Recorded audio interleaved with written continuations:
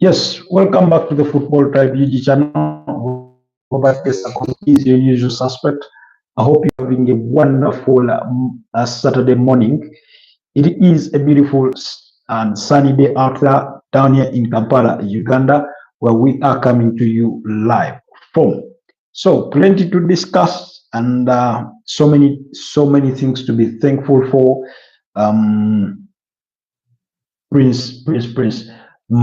Anyways, allow me to test our audience and we will get straight into the conversation in regards to today. Plenty of things to talk about.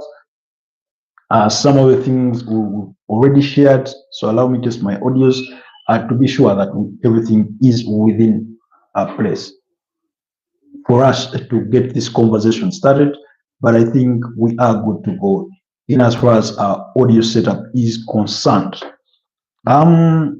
Before I get started, I want to send my shout outs to you, Prince Ngosi. I think Prince Ngosi, he was with us last night, a very good contributor, large contributor. Yesterday night, we did have a 2 hour long broadcast.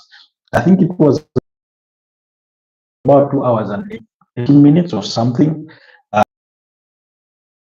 As football, predominantly transfers and things of that nature. It was a very, very beautiful conversation to have, really quite explorative in regards to the so many topics we are able to tackle, the different perspectives we are able to look at, and that kind of thing. So it was really, really nice. Then beyond that, we spoke transfers, we spoke Napoli, we spoke Inter Milan, we spoke Antonio Conte, we spoke Simone Inzaghi, Bruno Fernandes, and so much. So even today, we're going to be speaking about Jurgen Klopp. We're going to be speaking about the transfers, Napoli's fourth Scudetto, and things in that line. And of course, the weekend that there is to come, which sees the closure of the Premier League season as well as the Spanish La Liga. Yesterday night, there was a game between Real Betis and Valencia. That game ending in 1-1 draw. Antony, on loan for Manchester United, going on to score in that game. To score his 9th goal of the season in a period of 4 months ever since joining Real Betis from Manchester United. And then, of course, Joaquin, I think he's called Joaquin Correa. I stand to be corrected. That's the Real Betis legend, saying that they have to do everything it takes to keep a hold of Antony. They did. Real Betis fans have alluded to something in the region of even starting a GoFundMe page that would help them, raise money that would help them buy Antony from Manchester United and that kind of thing. So we're going to be talking about all those things. So if you're just joining the conversation, kindly like the broadcast. But I want to send my round of applause and appreciation to all our new subscribers, to all our new community usual suspects that have been regulars in recent days, that have been supporting us, those that do watch this broadcast live, those that do watch them later after the broadcast is done. We do not equally take your time for granted. There's a name I'm trying to remember. Of a lady from Philippines. They were with us last night this broadcast. But anyways, people like Safa Ali, people like Mariam Omoto, people like Okoyo, people like Rob Ashley, people like Sinza, and so many others there that are usually tuned in to these broadcasts. So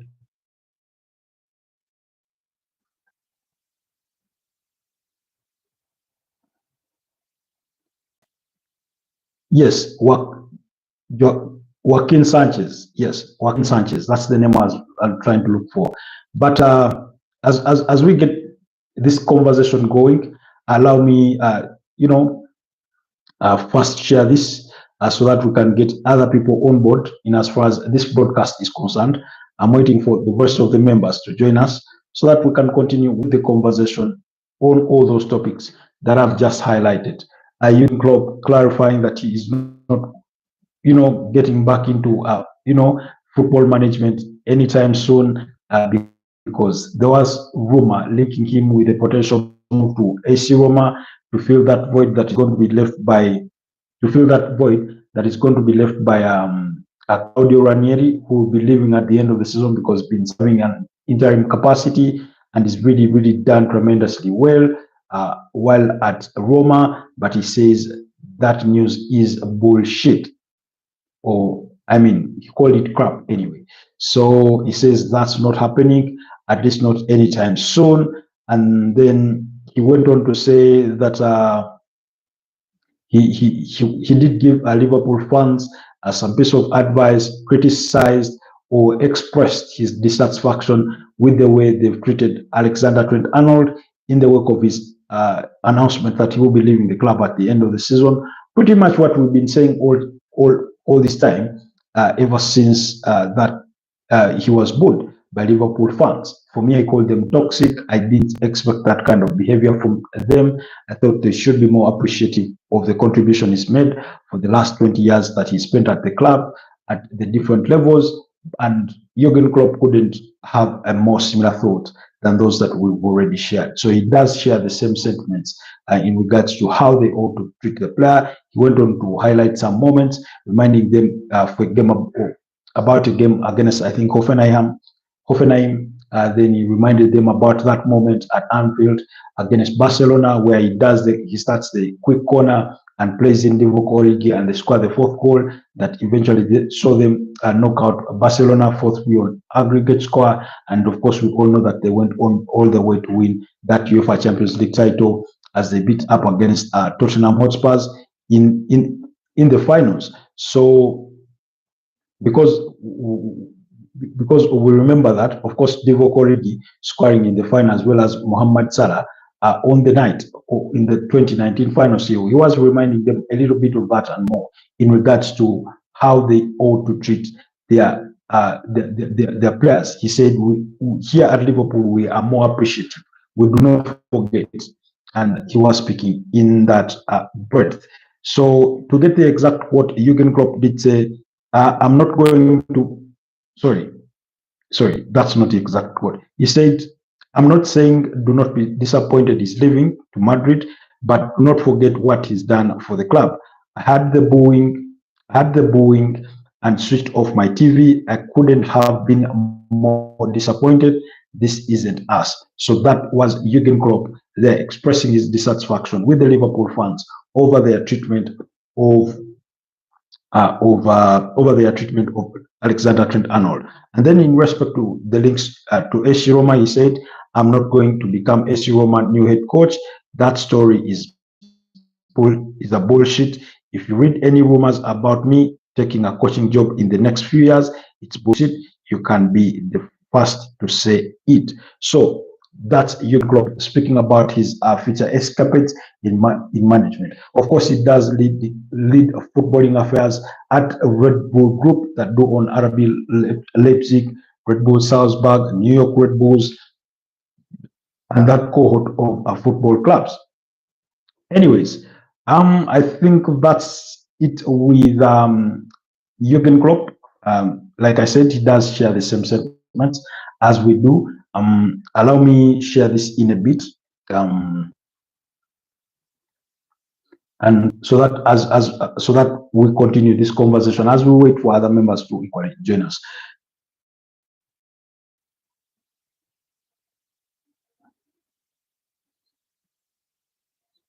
So, but anyway, interesting stuff. Scott McTominay, a player that we cannot get tired of talking about. I mean, what he's done in the Italian Serie A this season is being nothing short of tremendous. Him alongside Romelu Lukaku are two Premier League rejects, so to speak, because Lukaku failed in his return to Chelsea. He failed to deliver, and they sent him packing back to Inter Milan, where he eventually left to join where he eventually left, and then I think had a stint with Roma, and then of course moving on to Napoli, and then of course Scott McTominay being pushed out of Manchester United, so much to the disappointment of most, and I think it's one of those decisions that they'll regret, because he's really done well at Napoli under the charges of a manager in Antonio Conte. That's in as far as this season is concerned. So it's been quite interesting to see. Guys, let me hope our chat is not off again like it was yesterday. I'm trying to have our chat stand back on, because yesterday I was missing some messages that were coming through. I couldn't get to see them in real time, and that impacted on our, feedback model and exchange model. Anyways, I think everything is in place for us to get the conversation going. It's already going anyway. So, like I was saying, let's speak the Scudetto. Napoli, they are winning it for the fourth time in their history and for the second time in the space of 3 years, because last season but one, they did win it under the charges of Luciano Spalletti, who has since joined the Italian national team. And then last season, of course, we know Simone Inzaghi won it with Inter Milan. He was trying to defend that yesterday as they beat up against Como by 2-0. Como finishing that game with 10 men after Jose Manuel Pepe Reina was given a straight red card in towards the tail end of the first half for a foul that denied a goal scoring opportunity from just outside the area. So Jose Manuel Pepe Reina, 42 years of age, former Liverpool, Barcelona, Villarreal, Napoli, for the first stint, AC Roma player, there was in goal for Como. And despite the victory for Inter Milan, Napoli did complete the task against Cagliari as they beat them by 2-0 last night to clinch their fourth Scudetto in history. Like I said, Scott McTominay did score a very, very sumptuous goal in that game that opened the scoring for Napoli, and that's at the Diego Armando Maradona Stadium. Very, very beautiful goal he scored, as he scored his 12th goal of the campaign, in which he has also managed to complete 4 assists, giving him a goal contribution tally of 16 goals. And then the second goal was scored by none other than the usual suspect in Romelu Lukaku, who was scoring his 14th goal on the night and has equally provided 10 assists, giving him a goal contribution of 24 goals across the entire campaign, which has been tremendous. We're talking about a Napoli side that has not really had the superstars, especially in this team. You have Scott McTominay, Billy Gilmore, formerly at Chelsea and Brighton and Hove Albion. You do have a forgotten player in Foot Billing, formerly at Bournemouth, and those kinds of players, really. So really, for me, what really stood out beyond the two players in Scott McTominay and Romelu Lukaku is the manager, Antonio Conte, once again going on to win the Scudetto. I mean, he is arguably the Scudetto king, because he's won it now for the 50th time. He won it 3 times with Juventus. He won it once with Inter Milan. He did win it, and he's now won it with Napoli. And then in as far as league titles, he also has a Premier League title with Chelsea from 2016-2017 Premier League season. So those are the credentials there of a man in Antonio Conte, who is trying to sign some players, and they do have interest in Jonathan David, who is going to be a free agent from Lille. They do have interest in Rasmus Højlund from Manchester United. They are monitoring his situation at the club, but they are not the only ones in Italy that are interested in Rasmus Højlund, because Juventus and Inter Milan are well within that conversation as well. But they are also interested in signing Kevin De Bruyne from Manchester City as a free agent, who is going to be leaving the club this summer, and he has given a green light to joining AC Napoli. And now discussions are ongoing over potential contract terms, whether it's a 2-year contract with an option to extend for a further year, but the player is reported to be in preference of a whole 3-year contract, straightforward, and he wants that deal concluded before he goes off for vacation in the off season. So he wants to get that all sorted out before going away. And we spoke about those matters at length for those of you that were with us in last night's podcast. But also, in case you need a quick if you need a quick preview of that story, do not hesitate to go under the channel and check out our shorts. You will find a story about Kevin De Bruyne. So that is that as well. Let's postpone for the transfers for now and talk about the league. We know the Spanish La Liga is going to be closing out this weekend. Barcelona are already champions for the 28th time in La Liga history. But the key news from that side, of course, like I spoke in the preamble, Real Betis is sharing the spoils against Valencia in a 1-1 draw. The reason as to why Real Betis played on Friday is because they do have a midweek final to play against Chelsea in the UEFA Conference League. So they do have that fixture to really ponder about. But the biggest news is going to be the departures of Luka Modric from Real Madrid, as well as Carlo Ancelotti. For Carlo Ancelotti, it's going to be as immediate as in the aftermath of the game against Real Sociedad, and then next week, I think, is it going to be, no, on Monday?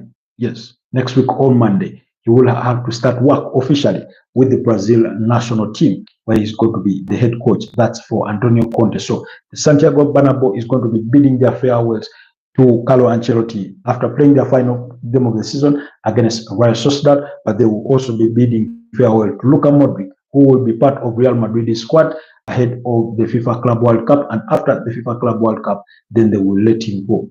It is reported that Luka Modric had requested to have his contract extended for a further year, as well as take a pay cut, and it's also reported that it was the preference also of Xabi Alonso that should be the case, but the club declined that offer as that they need to move on completely and help these new young players and signings that they've recruited over the last couple of years to try and gel together. That's Eduardo Camavinga, Aurelio Tchouameni, and Fede Valverde, who were brought in to be the replacements for Luka Modric, Toni Kroos, as well as Casemiro. Toni Kroos has since retired from football. Casemiro is at Manchester United, and now Luka Modric will be trading his will be plying his trade from elsewhere next season. So, and it's going to be incredible because as we speak now, Luka Modric had a very difficult start at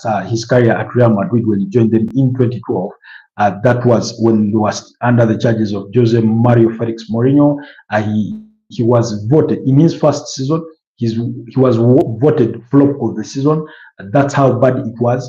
It was a difficult start for his career, but he was going on to have a 13-year career with the Los Blancos and become the most capped player in Real Madrid's history, I think, with 28 titles, won altogether. And then, of course, in the mix, you have the likes of Marcelo, you have the likes of Dani Carvajal, I think Toni Kroos within those ranks for the number of titles they've won, a good number of them, but Marcelo Carvajal, I think even Karim Benzema.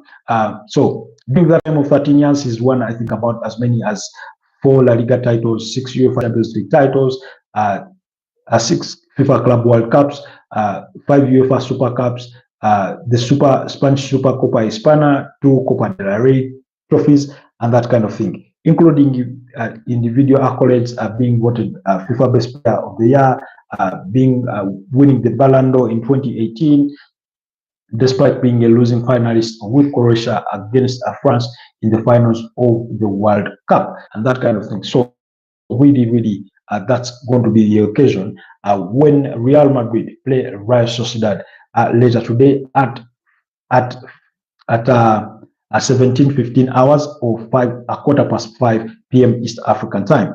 And then, of course, the other games will be between Espanyol and Las Palmas. Leganes will be up against Valladolid. Those 2 games kicking off at 7:30 p.m. While at 10 p.m.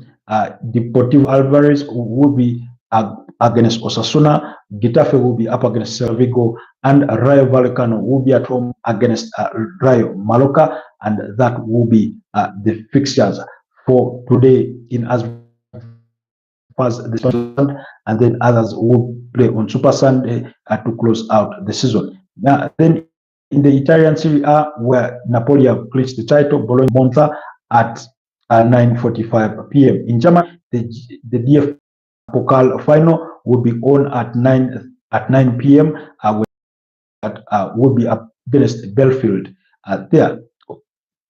And then in England, we do have the championship playoff between Sunderland and Sheffield United. Now remember, Sunderland do have a player in Job Bellingham, and who is a target for Borussia Dortmund. That's the 19-year-old brother to Jude Bellingham. So that championship playoff final is on today at 17 hours or 5 p.m. East African time. So very, very, very important fixture to decide who joins Leeds and Burnley as the other two teams that have been promoted to the Premier League for next season.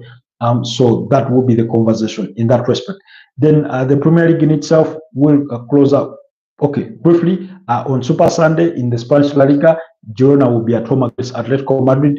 Villarreal will play Sevilla, while Athletic Bilbao will see out the season at home at San Mamés against Barcelona. In the Italian Serie A, you'll have a good lot of games there. Atalanta up against Parma. Empoli will be against Hellas Verona. Lecce will be against Lazio. Torino will be up against AC Roma, while Udinese Calcio will be up against Fiorentina, and Venezia will be at home against Juventus. The Premier League will close out tomorrow. That's on Sunday. All games kicking off at 6 p.m. already been determined in Liverpool, and they will be handed their Premier League title in the aftermath of their home game against Crystal Palace. That's at Anfield. But for me, the most important games are those that will be involving Chelsea against Nottingham Forest, Fulham against Manchester City, and then Everton versus Newcastle, while the other game will be between Aston Villa and Manchester United, because there's 3 slots left for the UEFA Champions League after Liverpool and Arsenal took the first 2 slots. So there's 3rd, 4th, and 5th. And yet there are five teams vying for those 3 slots. So there's going to be really, really interesting. For teams like Nottingham Forest, that is out of their hand. It's not out of their reach, but it is not within their hands. Yes, they have to beat up against Chelsea to have a chance, but beating up against Chelsea does not guarantee their slot. In next season is UEFA Champions League. If Man City go ahead to beat up against Fulham, and then Newcastle beat up against Everton, and then you also have Aston Villa beating up against Manchester United. So that's where the trick is. And then I think for all of them, maybe Man City is more or less assured, because they do have I think a superior goal difference when you look at the Premier League table, because Nottingham Forest, even if they win their final game, they can only be at 68 points, which a 3rd place Man City is already at, with a superior goal difference of 26 as compared to Nottingham Forest's 13. So really, even if Nottingham Forest win, they cannot go finish above Manchester City. So that's why there's a bit of prayers in there. Now, but if Nottingham Forest beat up against Chelsea, who are currently 5th on the league table, and then Man United beat up against Aston Villa, or force Aston Villa into a draw, any draw whatsoever, and Nottingham Forest beat up against Chelsea, then Nottingham Forest could finish as high as 5th and qualify for the Champions League. So there's a bit of math among these teams in regards to what it may mean for them, and in regards to where they may finish. So it's not really entirely within their hands to say that once we win here, it will be a good given opportunity that will get to feature in the UEFA Champions League. So the only people that do know for sure that's Man City, Newcastle, and Chelsea. What is guaranteed for them is if they win their final games of the season, they will qualify for the UEFA Champions League. Anything other than a win could really, really trample on their chances of advancing, of qualifying for the UEFA Champions League. And a lot of people have been asking me for my predictions. And I get the feeling that Man City are in against Everton and they will be in. It is between Newcastle and Aston Villa where I think the last person will come from.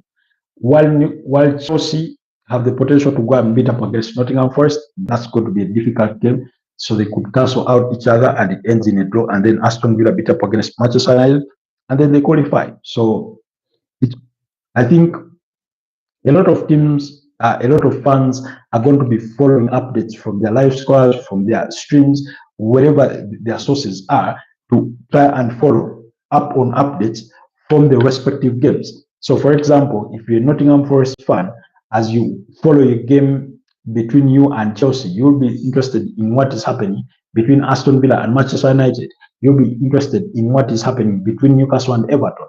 And yeah, you'll be interested in those results because for most of the other teams, really their games will be formalities in the sake of finishing up the season well in front of your home crowd. For those that will be at home, maybe trying to finish a position above, higher than where you are. But Manchester United, even if they were to beat up against Aston Villa, the highest they can finish on the Premier League table is only 14th on the Premier League table. And that's provided that Wolves do not win their final game of the season, that West Ham do not win their final game of the season, and that kind of thing. Tottenham Hotspurs, the highest they can finish is, I think, equally 14th. Yeah, they can equally finish 14th if they win their final game of the season. Will that happen? Again, we'll wait to see. But here are the run of fixtures that will be coming your way in the Premier League on Super Sunday at 6 p.m. or 18:00 hours. Bournemouth will be at the Vitality Stadium against Leicester City. Fulham will be at Craven Cottage against Manchester City. Ipswich Town will be at home against West Ham. Liverpool will be at home to Crystal Palace. Manchester United will entertain Aston Villa at Old Trafford, while Newcastle at St James's Park will welcome the Toffees of Everton. Nottingham Forest will be at the City Stadium up against Chelsea, while Southampton at the St Mary's Stadium will welcome the runners-up of Arsenal. And then Tottenham Hotspurs will be at the Tottenham Hotspur Stadium to face off with Brighton and Hove Albion, while Wolverhampton Wanderers will be against a stubborn side in Brentford. So that is the run of fixtures that we should expect. Now, again, with respect to these very, very fixtures that I've read out, I think the task is quite simple in a manner of speaking, in regards to what they all ought to do if they are to, achieve their own objectives, especially for teams other than Nottingham Forest and perhaps Aston Villa. So, but when you look at Chelsea and Nottingham Forest, that's a game I think that would interest us the most. But majority of their last 5 games have ended in draws.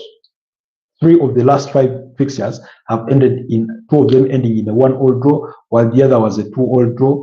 This season, in their first meeting at Stamford Bridge, that was a 1-1 draw. Last season, Chelsea beat up against Nottingham Forest by 3-2 at the City Stadium, or the City Ground, as it is called. And then Nottingham Forest beat up against Chelsea at Stamford Bridge by 1-0. That was last season. And the season before that, it was a 2-2 draw at Stamford Bridge and a 1-0 draw at the City Ground. So that all points. That's why for me, I do predict that this game could easily end in a draw between the two sides. A lot is going to be at stake. I expect Nottingham Forest to be defensively solid, although they could be without Morillo, who seemed to have suffered an injury in their last game. So I do not know in regards to their team news, but you'd hope that they should have Morillo available for that very, very important fixture to play alongside Milinkovic. Yes, not Miakalenko. Miakalenko is at Everton. So to play against Milinkovic, who has been quite a standout defender, who I included in my team of the season. And then when you look at the last 5 Premier League outings, and Nottingham Forest have had it have had it the worst in terms of form.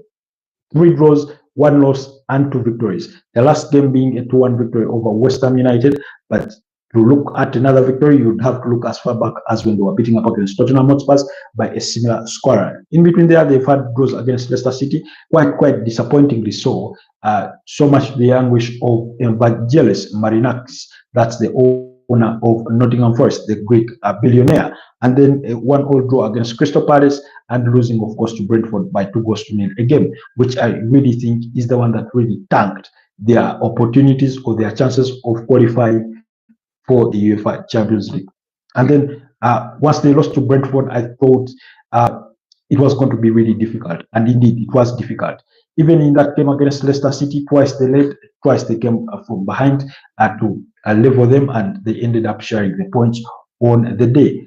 When you look at Chelsea on the other side, in the last 5 Premier League outings, they only have 1 loss and 4 wins. That loss coming in a 2-0 defeat against Newcastle at St James's Park, when Chelsea were reduced to 10 men with the red card that was handed out to Nicholas Jackson. Other than that, they did beat up against Manchester United by a 1-0. And then that goal scored by Marco Cucurella with Rich James providing the assist. Then they did beat up against Liverpool by 3-1 at Stamford Bridge, beat up against Everton by 1-0, as well as beating up against Fulham by 2-1, leaving that one late with Pedro scoring, I think, in the 93rd minute to win it all. Then Nicholas Jackson scored their only goal against Everton, while in the 3-1 victory over Liverpool, they had Enzo Fernandez on the score sheet and a penalty from Cole Palmer. I do not recall who the other goal scorer was.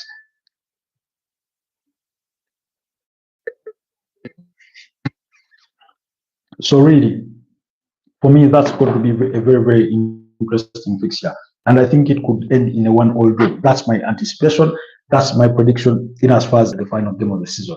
Then Liverpool, Crystal Palace, I mean, other than pride, Liverpool have nothing much to play for. But the reason as to why we get to talk about Liverpool is because their player, Mohamed Salah, is really being intent on equaling the highest goal contribution in a single Premier League season of 46 that is being held by Alan Shearer when he was involved in 46 goals in a single Premier League season at Blackburn. That was in 1994-95 as they won the Premier League title under the charges of Ken Dalglish as their manager. He scored 34 goals and provided 12 assists that season. So remember, Mo Salah has scored 28 goals and provided 18 assists, which puts him at a tally of 46 goal involvement. So he needs a goal contribution to beat that record, either by scoring or by providing an assist, whichever. And then the other holder of the same accolade or the same record is Andy Cole. That was for 1993-1994 when he was at Newcastle.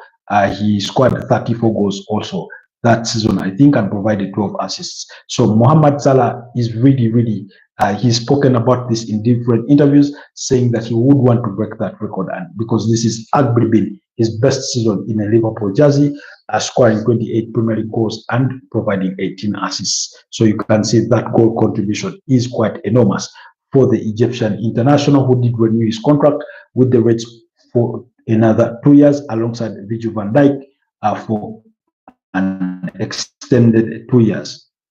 So that's why the game between Liverpool and Crystal Palace is really important, because of that record that that Mohamed Salah is trying to pursue in as far as history is concerned. In the Premier League statistics, he wants to be the best that there is, and Liverpool have won majority of the last 5 meetings against Crystal Palace, but there have been 2 draws between the 2 sides, one at Anfield and one at Selhurst Park. But this season, Liverpool managed to beat up against Crystal Palace by 1-0 at Selhurst Park. They did beat them home and away last season,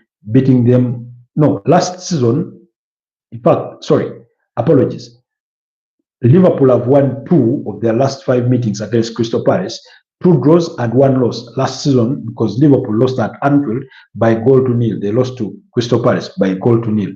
And then they went to Selhurst Park, or earlier on they had been to Selhurst Park and beat up against Liverpool by 2-1. So apologies on that. That's the correction I wanted to make. So it's not always an easy fixture, by the way, for Liverpool. It's always one of those tricky fixtures, but we do know it's not a very high scoring fixture. So it could well end in a 1-all draw or a 2-all draw, with Mohamed Salah scoring, maybe providing an assist to achieve his goal. But it will be a bit of a difficult one, I think, because regardless of the result, fans will still be happy that they will have won the Premier League title. They will be handed their trophy. There will be trophy celebrations. They will be saying goodbyes to Alexander Trent-Arnold. Again, we wait to see what kind of a reception he will receive for his last day at Anfield, even in the wake of those words of wisdom from their former manager in Jurgen Klopp. So let's wait and see how everything will play out in as far as things go at Anfield. Then so that fixture is quite important. Then the other difficult fixture for me, I think, is between Fulham and Manchester City. It's going to be a bit of a difficult fixture for Manchester City, but I think they will treat this as a cup final and get the job done, because they really do know how to beat up against this Fulham side, because they've not lost to Fulham in the last 5 games, beating them 3-2 earlier on this season. Last season, they beat them by 4 goals to nil at Craven Cottage, while at the Etihad Stadium, they managed to beat by 5 goals to 1. And the season before that, they beat Fulham 2-1 at Craven Cottage and 2-1 at the Etihad Stadium. So really, it's not going to be a walkover. Again, it's one of those difficult games that Man City may have to suffer for, but I think eventually they will get the win and secure their slot in the next season's UEFA Champions League. So, and then the other key important game, again in this race, will be between Manchester United and Aston Villa. Now, given how Manchester United this season has gone in as far as the Premier League is concerned, Aston Villa can only have themselves to blame if they fail to beat up a team like Manchester United, given the shape that they are in. And of course, they will be without Marcus Rashford, who has been sidelined through injury, but even if he were to be available, he wouldn't be permitted to play against his side, because he is on loan from Manchester United to Aston Villa. So they would only really have themselves to blame if they did go to Old Trafford and fail to win against this poor Manchester United side that lost by 1-0 in midweek, as they conceded the UEFA Europa League title to Tottenham Hotspur. The first leg between the two sides ended in a goalless draw. Remember, Manchester United, even in the midst of all their season-long troubles, they've really tried to do well against fairly big teams. But whether you consider Aston Villa to be a big team or not, that's a debate for another day. But when you look at the statistics from the last 5 meetings between the two sides, Aston Villa have only won once against Manchester United. They've lost 3 and drawn once, and that draw is the goalless draw that did come earlier on in October last year. Then last year, Man United went to Villa Park and beat them by 2-1, while earlier on in the season they had beaten them by 3-2 at Old Trafford. And last season, but one, Man United beat Aston Villa by 0 at Old Trafford, while it had been a 3-1 victory for Aston Villa at Villa Park in the same season. So clearly, Aston Villa really do not perform well at Old Trafford, but they will be hoping for better fortunes this time round. Can Manchester United stop them? Of course they can, because you never know when they will turn up and put in sort of a bit of a solid performance that denies the opponent to walk away with all 3 points. And again, I do not know the kind of environment that is going to be around Old Trafford, but I expect it to be a bit quiet and a bit sad. Maybe some fans may even decline to come to the stadium after Wednesday's disappointments. Most of them are still in that disappointment because of what it meant for the club.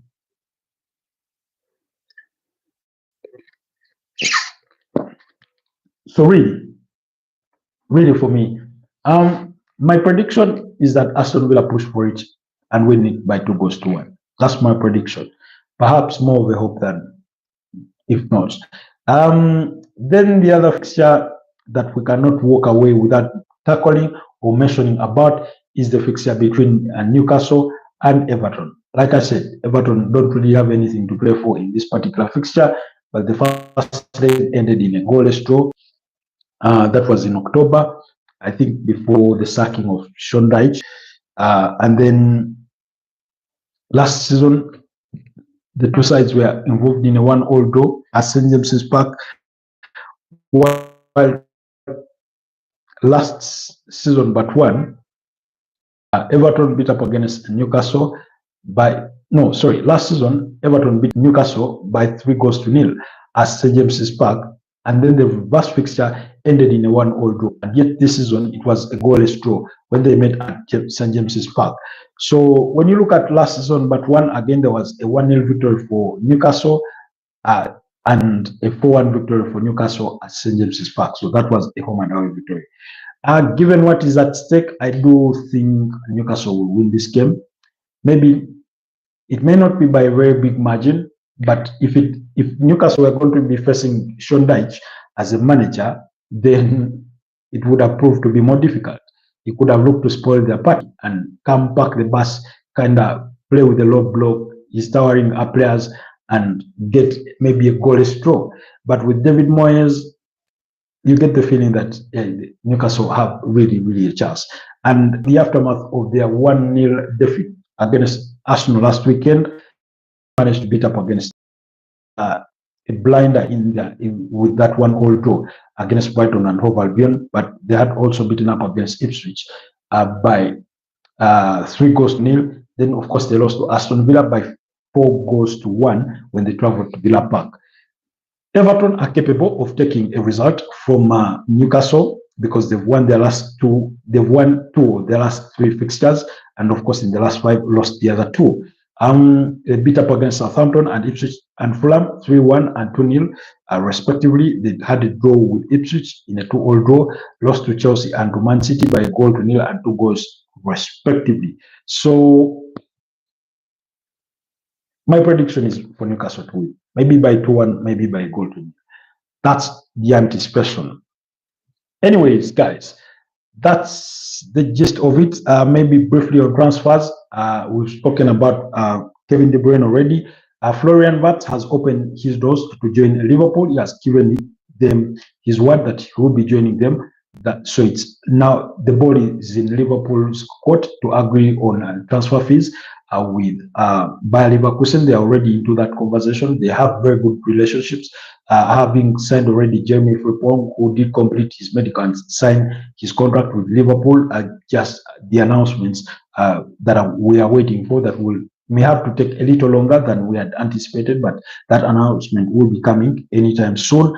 And then Tian Reinders, Manchester City have approached AC Milan over the 26-year-old Dutch international, while Arsenal have held conversations with RB Leipzig. They are in talks for Benjamin Sesko, that's the 21-year-old Slovenian international.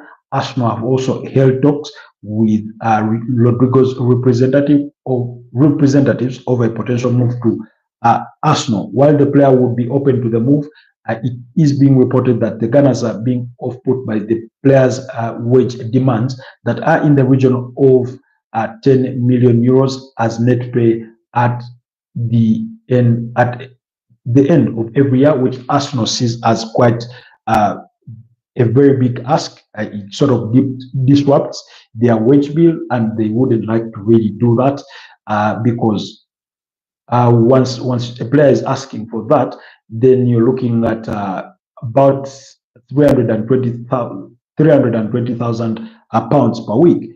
So that when the taxes come in and you factor in everything, then the figure settles to about 65 or to 180,000 pounds, depending on what the tax rates are, and then of course the bonuses that may follow in between. So that conversation is still a bit difficult because of the players' demands in regards to wages. But Arsenal have also are reported to have spoken to Nico Williams over a potential move, but Real Madrid are also interested. That's according to Marca in Spain. So then Bruno Fernandes to Al Hilal. It's reported that Al Hilal are willing to offer Manchester United up to 100 million pounds to sign the 30-year-old Portuguese international, who they are willing to pay up to 700,000 pounds per week to secure his services before the start of the FIFA Club World Cup. Remember, Al Hilal are going to be there representing at the Saudi Pro League. And then also they are interested in signing Victor Osimhen as their striker target, but are also looking for a managerial replacement and have spoken to AFC Bournemouth's Andoni Iraola, although AFC Bournemouth do expect Andoni Iraola to stay with them at the club. But their number one priority or preference would be Simone Inzaghi for their vacant managerial position, but they do acknowledge that Inter Milan being in the finals of the UEFA Champions League that are going to be played next weekend, that's on Saturday the 31st of May, does complicate the deal. And also, given the fact that Inter Milan will be also participating in the FIFA Club World Cup, also poses another difficulty in itself in regards to their pursuit for Simone Inzaghi as a potential manager. Still speaking of managers, Rangers are equally in the search for their manager, for a new manager, and they are looking at a former manager in Steven Gerrard, who guided them to the triumph of the 2021 Scottish Premier League. They're looking at Russell Martin, who played for them in around 2018, but he was a manager at Southampton and of course got sacked. They've looked at David, the son to Carlo Ancelotti. He's been Carlo Ancelotti's coaching team for quite some time. He was with him at Everton, at Napoli. He's been with him at Real Madrid, and he's going to be with him at the Brazil national team. So depending on how things go between now and then. So guys, that's the gist of the conversation. We will continue to have these engagements. We'll do another broadcast later tonight. I think anywhere between 10 and 11 p.m. That's where we do expect to come to you live and discuss matters transfers, discuss sport and everything, all the news that may have transpired in between. Yesterday was quite a pretty hectic day. It was a marathon really in as regards to transfer news. News was coming in thick and fast, especially with updates on Florian Wirtz after he turned down Bayern Munich officially and gave the green light to Liverpool and that kind of thing. So there will be plenty to come from us. Keep it locked on the Football Tribe YouTube channel. Thank you to all our new subscribers. Thank you to all our usual suspects. To those that support us in the Kamori, in the ventilation, without coming to the chat to say anything, we do appreciate your efforts as well. Otherwise, have yourselves a wonderful rest of the weekend and stay blessed. I'll see you later. Bye-bye.